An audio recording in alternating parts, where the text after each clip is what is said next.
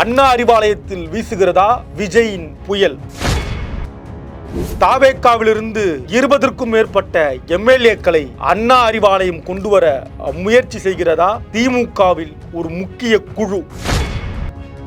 திரு உதயநிதி ஸ்டாலின், திரு விஜய் அரசியலில் தொடங்கியிருக்கிறது ஆடுபுலி ஆட்டம். என்ன நடக்கும் என்பதை பொறுத்திருந்துதான் பார்க்க வேண்டும். ஆச்சி மசாலா எந்த சமையலும் ருசி தேடும் ரகசியம் 20 ரூபாய். சிட்டாசிஸ் தமிழர் 4.0 அணிகளாய் திரள்வோம், அமைப்பாய் உயர்வோம். ஜூலை 24-25 ஹில்டன், சென்னை. 60 ஆண்டு காலம் தமிழ்நாடு அரசியல்ல இந்த முறை தாவேகா என்கிற ஒரு கட்சி ஆட்சிக்கு வந்தாலும் வந்தது. அதுதான் இன்றைக்கு பல குழப்பங்களை தமிழ்நாட்டு அரசியல் களத்துல ஏற்படுத்தியிருக்கிறது.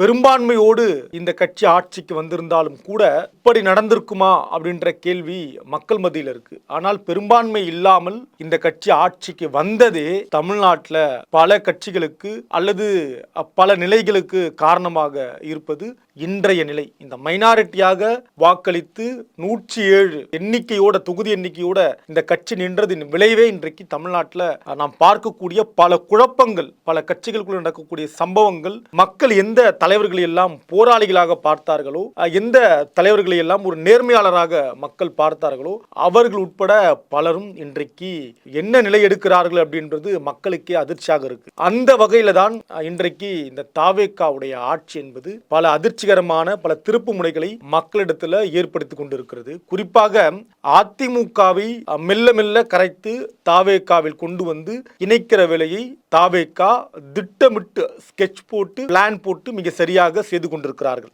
ஒரு தரப்பு இப்படி பலர் வந்து தாவேகாவில் இணைவது என்பது தாவேகாவுடைய தலைமை உச்சபட்சம் சொல்லக்கூடிய திரு விஜய்க்கே தெரியாது அப்படின்றதையும் சொல்றாங்க.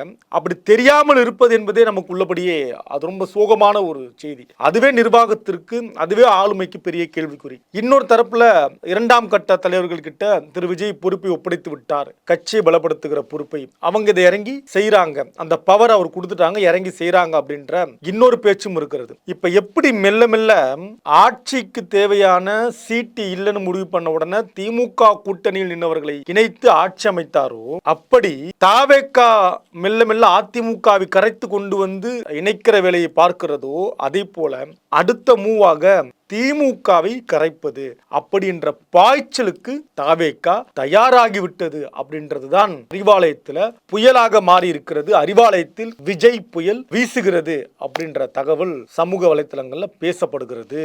அதாவது அதிமுகவை மெல்ல மெல்ல கரைச்சு கொண்டு வந்தாச்சு. அடுத்து திமுக கட்சியில் இருக்கக்கூடிய திமுக தலைமை மீது கோபத்தில் இருப்பாங்க இல்லையா, திமுகவில் தனக்கு அங்கீகாரம் கிடைக்கல, திமுகவில் நீண்ட நாள் உழைத்து கூட நமக்கான ஒரு அடையாளம் கிடைக்கல, திமுகவில் நம்ம எவ்வளவோ செலவு பண்ணி நமக்கு திமுகவில் பொறுப்பு கிடைக்கல, திமுக தலைமையே குடும்ப கட்சியாக இருப்பது போல திமுக மாவட்டங்கள்ல அந்தந்த குடும்பங்கள் தான் கட்சியாக இருக்கிறார்கள், உண்மையாக உழைப்பவர்களுக்கு இடமில்லை அப்படின்றதும் இன்னும் சில எம்எல்ஏக்கள் கூட பேச தொடங்கி இருக்கிறார்கள். எம்எல்ஏக்களை கரண்ட்ல இருக்க திமுக எம்எல்ஏக்கள் இருக்காங்க இல்லையா, இந்த எம்எல்ஏக்களிடமே கூட தாவேகா தரப்பு பேச தொடங்கி கிட்டத்தட்ட இறுதி வாய்ப்பை எட்டிவிட்டார்கள்.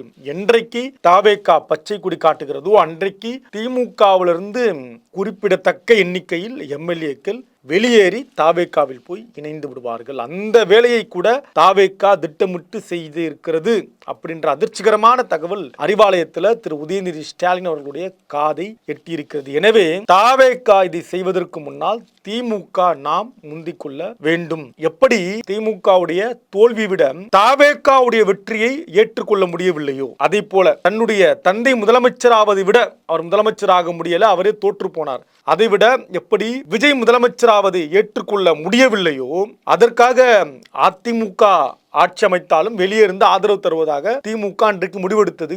அதற்கு முழு மூச்சாக செயல்பட்டது திரு உதயநிதி ஸ்டாலின் தான் அப்படின்ற பேச்சும் நம்ம பார்க்கிறோம். அவர் தரப்புல தான் எல்லா முயற்சியும் எடுக்கப்பட்டது. பிறகு திரு ஸ்டாலின் அவர்கள் அதை கைவிட வைத்தார் அப்படின்னு பார்த்தாலும் கூட இன்றைக்கு உதயநிதி ஸ்டாலின் இன்னும் கூடுதல் பலமாக வேகமாக வேலை செய்கிறார். நம்ம எல்லா வாய்ப்பையும் தவற விட்டுட்டோம். ஆனால் இன்றைக்கு இருக்கிற வாய்ப்பு என்பது திமுக இருக்கக்கூடிய எம்எல்ஏக்கள், மாவட்ட செயலாளர்கள், மாவட்ட பொறுப்பாளர்களை கூட தாவேகா விலை பேச தொடங்கி இருக்கிறது அப்படின்ற அதிர்ச்சிகரமான செய்தியில தான் திரு உதயநிதி ஸ்டாலின் இருக்கிறார். எனவே நாம் முந்திக் கொள்ள வேண்டும், என்ன பண்ணலாம் அப்படின்றப்ப திமுகவில் சில முக்கிய நம்பகத்தன்மை வாய்ந்த மாவட்ட செயலாளர்கள், முன்னாள் அமைச்சர்கள் என எல்லோரிடமும் ஒரு ஆபரேஷனை திமுக தொடங்கி இருக்கிறது.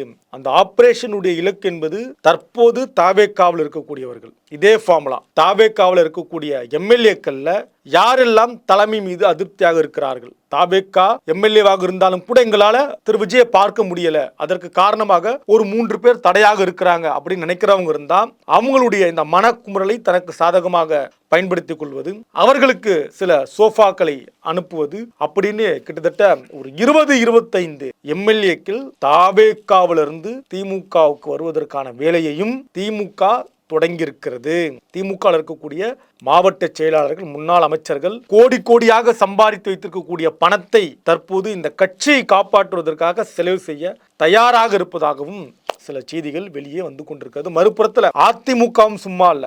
அதிமுகவை தாவேக்கா வச்சு செஞ்சது இருக்கு இல்லையா, அந்த 20 நாள்ல இதுல அதிமுகவும் கராரா இருக்காங்க. அவங்க தரப்புல இருந்து அவங்களும் சில வேலையை செய்ய தொடங்கி இருக்கிறார்கள், தாவேக்கா தரப்பில் குழப்பத்தை ஏற்படுத்த. அப்ப குறிப்பாக இந்த தாவேக்காவில மன குழப்பத்தில் இருக்கவங்க, தாவேக்காவிலேயே இல்லாம திடீரென்று மாற்றுக் கட்சியிலிருந்து வந்து தாவேக்கால எம்எல்ஏ ஆனவங்களுக்கு என்ன நோக்கமா இருக்க முடியும்? அவர்களுக்கு எந்த நோக்கமும் இருக்காது, ரசிகத்தன்மையும் இருக்காது, பெரிய பற்றுமெல்லாம் இருக்காது, அதிகாரம் இருக்க இடத்துல நம்ம இருக்கும் அப்படின்ற எண்ணத்தோடு வந்திருப்பாங்க இல்லையா. அவங்க உட்பட பலரையும் இலக்காக வைத்து தன்னுடைய அதிகார வேட்டையை தொடங்கி இருக்கிறது. அப்படின்றத விட தன்னை காப்பாற்றிக் கொள்ள வேண்டும், திமுகவையும் காப்பாற்றிக் கொள்ள வேண்டும், அதே நேரத்தில் தாவேக்காவையும் வீழ்த்த வேண்டும் என்கிற ஒரு பிளானோட அறிவாலயம் முழு முயற்சியில் ஈடுபட்டு இருப்பதாக பல தகவல்கள் சமூக வலைத்தளங்களிலும் பலரும் பேசிக் கொள்றத நம்ம பார்க்கிறோம். இதெல்லாம் எப்படி நடக்க இருக்கிறது? ஏதாவது ஒரு பிளான் வச்சிருக்காங்களா? குறிப்பா முன்னாள் முதலமைச்சர் கலைஞர் நினைவு நாளுக்குள்ள ஏதாவது ஒரு சபதம் போட்டு இது எல்லாம் அவர்கள் முடிப்பார்களா அப்படின்றத பொறுத்திருந்து பார்க்கலாம். நன்றி, வணக்கம். ஆச்சி மசாலா, எந்த சமையலும் ருசி தேடும் ரகசியம் 20 ரூபாய். சிட்டாசிஸ் தமிழர் 4.0 அணிகளாய் திரள்வோம், அமைப்பாய் உயர்வோம். ஜூலை 24-25 ஹில்டன், சென்னை.